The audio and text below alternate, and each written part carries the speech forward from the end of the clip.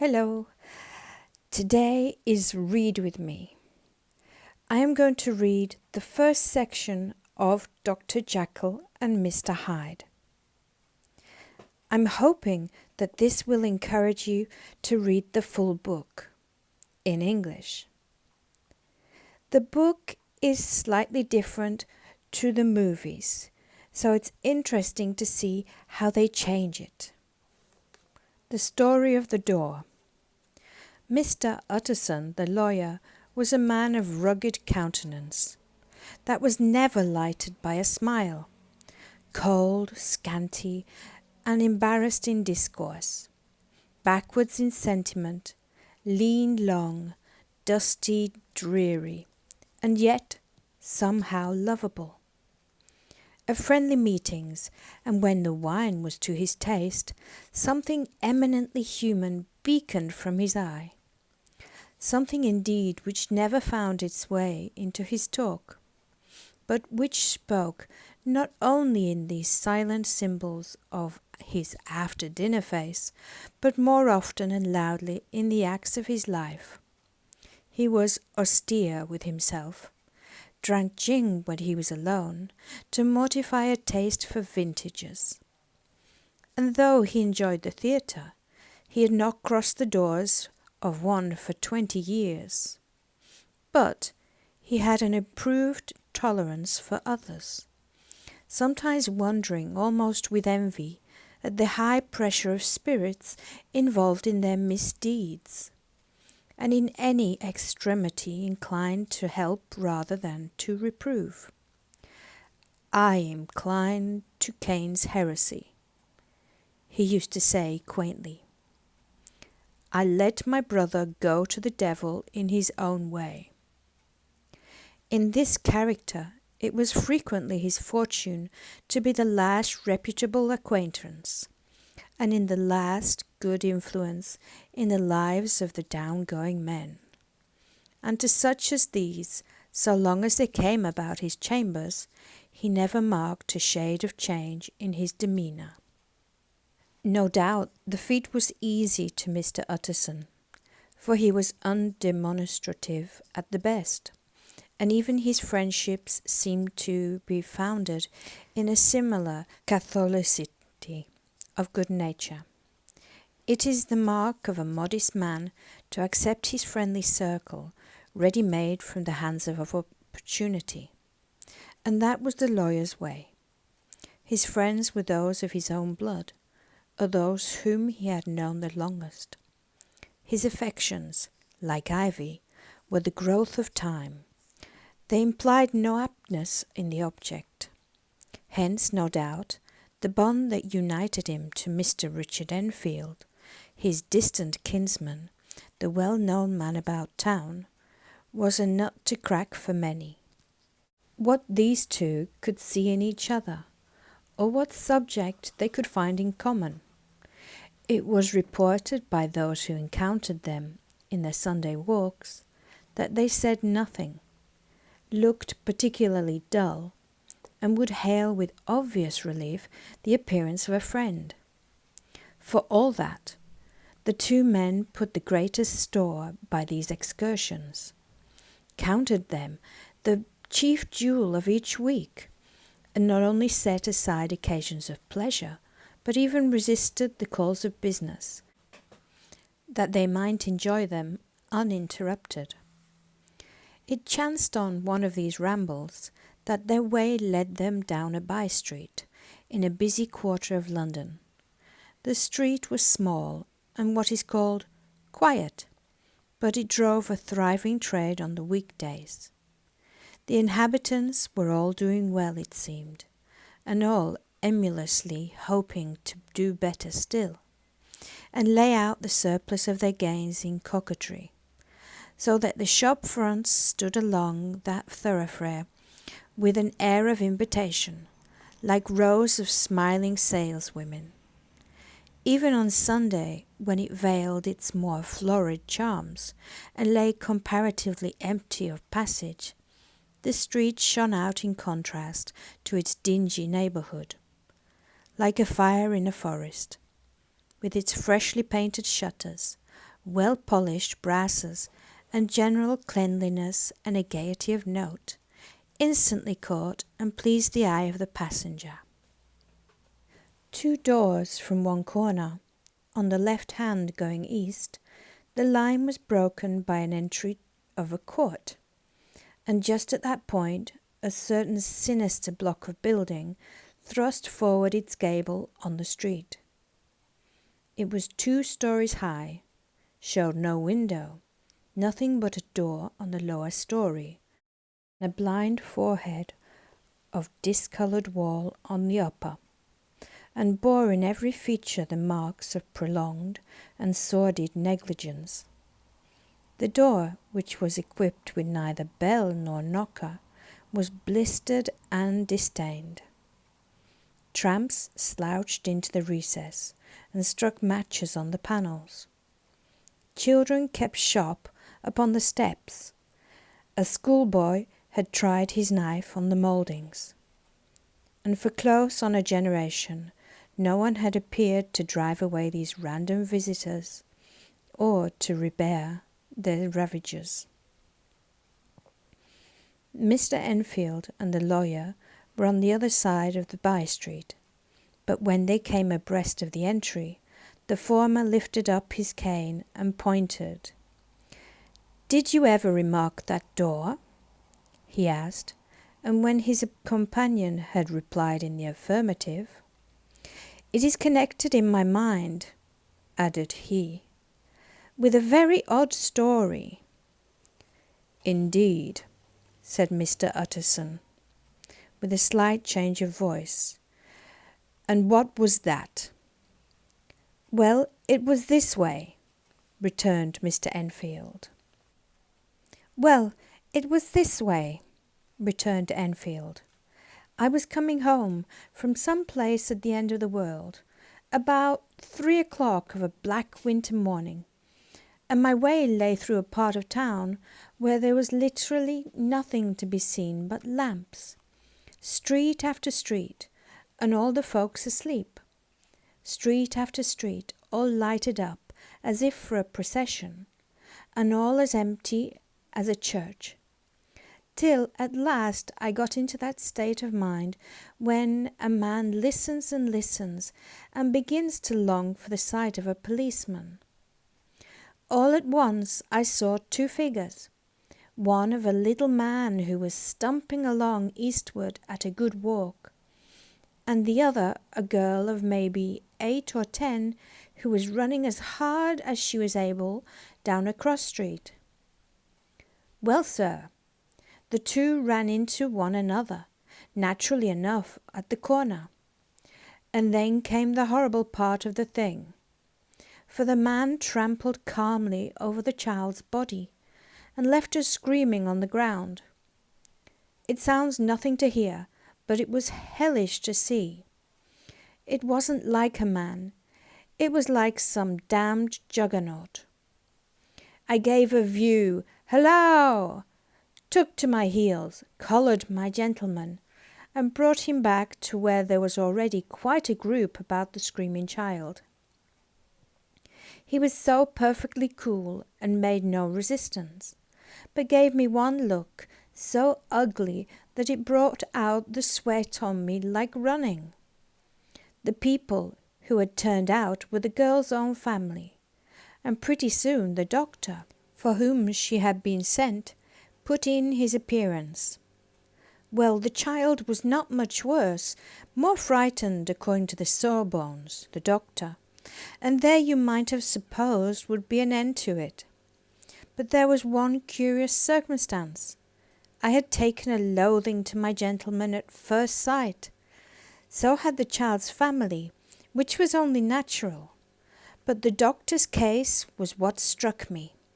He was the usual cut-and-dry apothecary, of no particular age and colour, with a strong Edinburgh accent, and about as emotional as a bagpipe.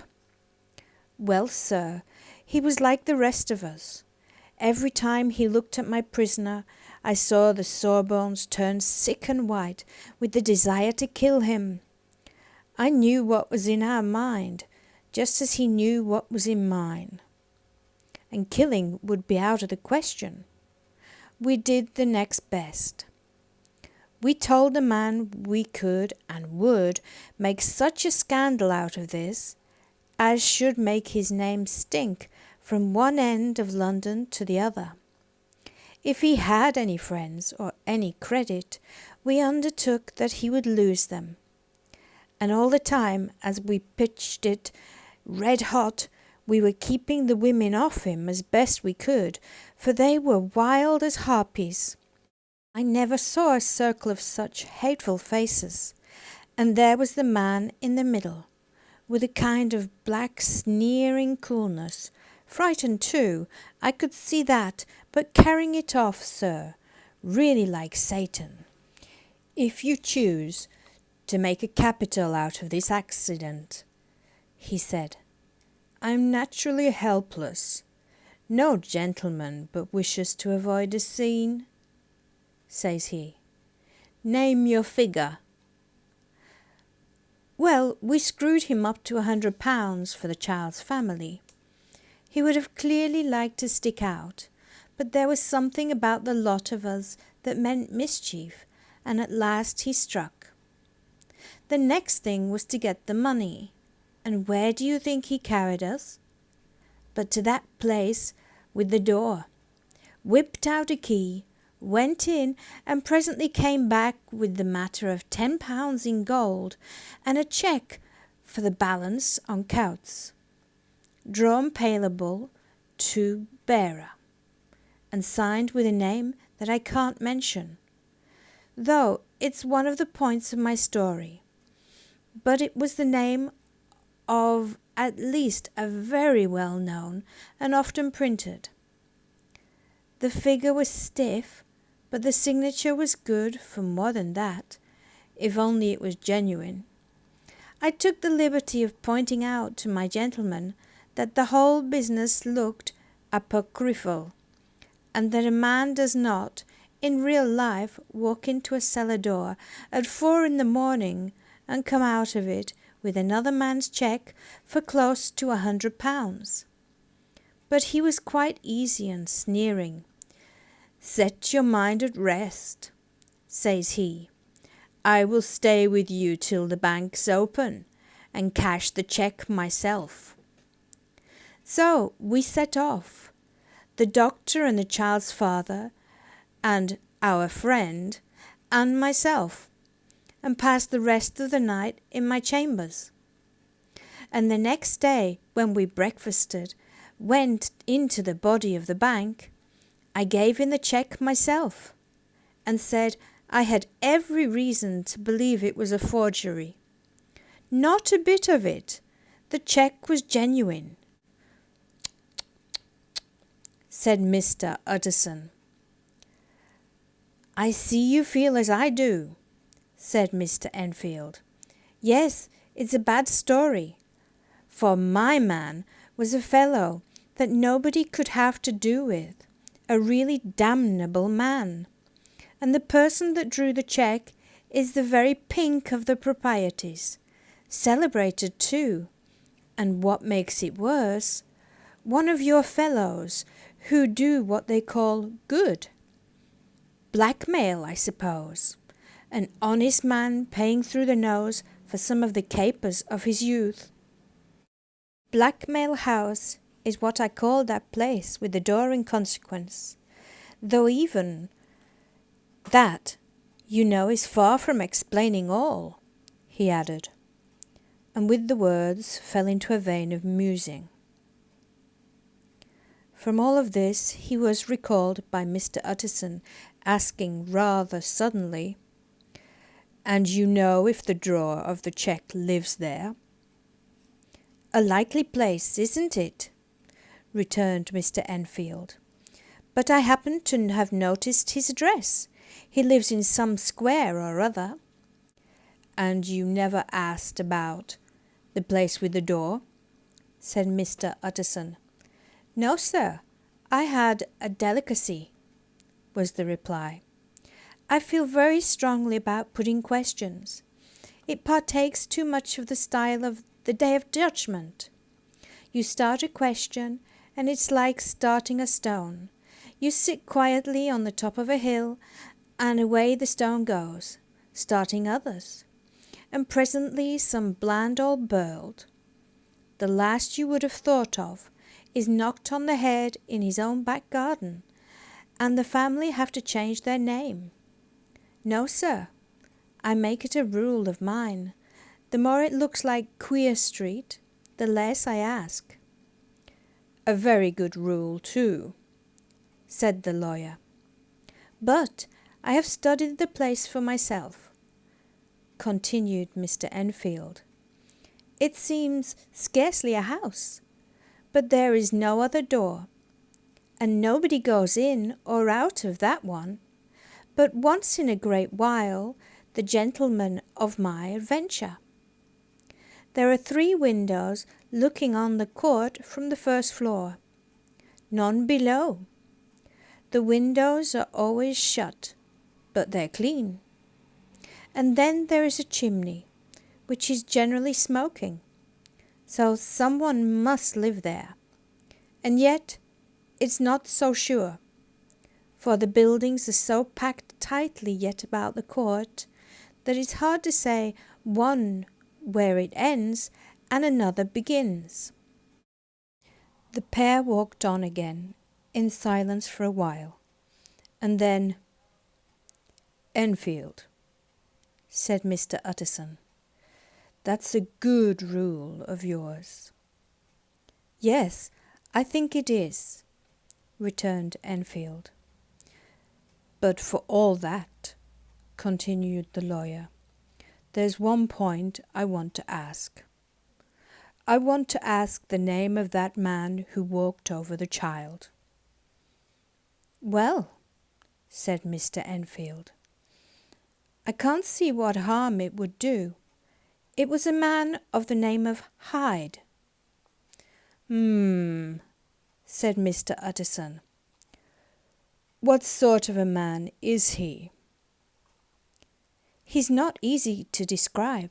There is something wrong with his appearance, something displeasing, something downright detestable. I never saw a man I so disliked, and yet I scarce know why. He must be deformed somewhere. He gives a strong feeling of deformity, although I can't specify the point. He's an extraordinary looking man, and yet I really can't name anything out of the way.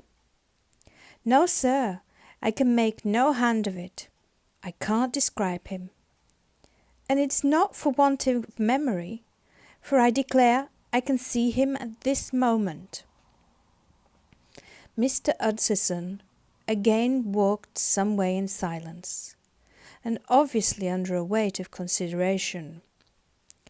"You are sure he used a key?" he inquired at last. "My dear sir," began Enfield, surprised out of himself. "Yes, I know," said Utterson. "I know it must seem strange. The fact is, if I do not ask you the name of the other party, it is because I already know. You see, Richard, your tale has gone home. If you have been inexact in any point, you had better correct it." "I think you might have warned me," returned the other, with a touch of sullenness. "But I have been pedantically exact, as you call it. The fellow had a key, and what's more, he has it still. I saw him use it, not a week ago." Mr. Utterson sighed deeply, but never said a word, and the young man presently resumed. "Here is another lesson to say nothing," he said. "I'm ashamed of my long tongue. Let us make a bargain never to refer to this again." "With all my heart," said the lawyer. "I shake hands on that, Richard." That's the first section of Dr. Jekyll and Mr. Hyde. In the next section of the book, which is called Search for Mr. Hyde, we meet again Mr. Utterson, and finally we meet Dr. Henry Jekyll. I recommend you read the full story. It's interesting. That's the word I use. If this video has been useful, interesting, or enjoyable, please give me a like and subscribe. Turn on the little bell so you'll be notified when I upload a new video. Thank you very much for listening.